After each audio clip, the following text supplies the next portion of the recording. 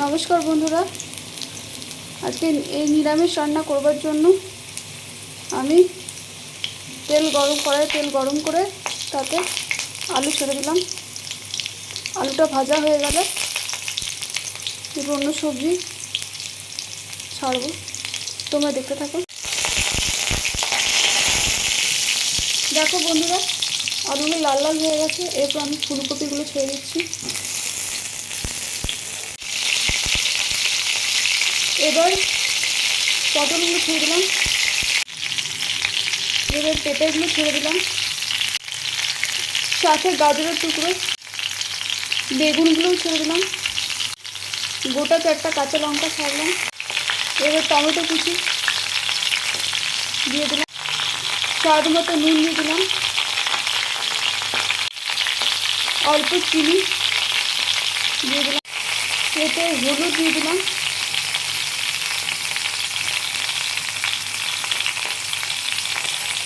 দিলাম ঝাল লঙ্কা গুঁড়ো,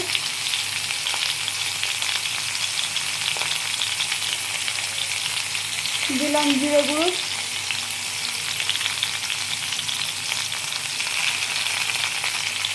সাথে ধনে গুঁড়ো,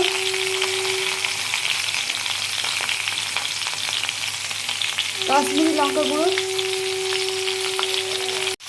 সবগুলো ভালো করে মাখিয়ে নিয়ে কিছুক্ষণ ঢাকা দিয়ে দেবো যাতে এটা নরম হয়ে যায়।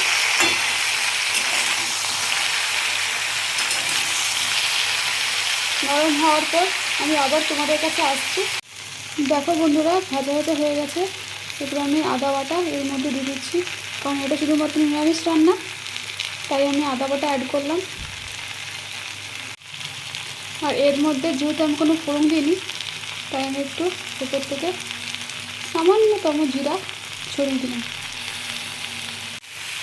এই যে জিরা ফোড়ন আর আদা বাটা দিলাম, এটা যাতে বাকি তরকারির সঙ্গে ভালোভাবে মিশে যায়, তাই জন্য আমি কিছুক্ষণ ঢাকা দিয়ে রাখলাম। দেখো বন্ধুরা, রান্না প্রায় তৈরি হয়ে গেছে। আর অল্প জল দিয়ে আর কিছুক্ষণ ঢাকা দিয়ে নামিয়ে নেবো তরকারিটা। দেখো বন্ধুরা, নিরামিষ মিক্স ভেজ রেসিপি তৈরি। এটা রুটি, পরোটা, ভাত যা কিছুর সাথে খাওয়া যায়। তোমরা ট্রাই করে দেখো। আর আমার ভিডিও ভালো লাগলে লাইক, কমেন্ট, শেয়ার করো।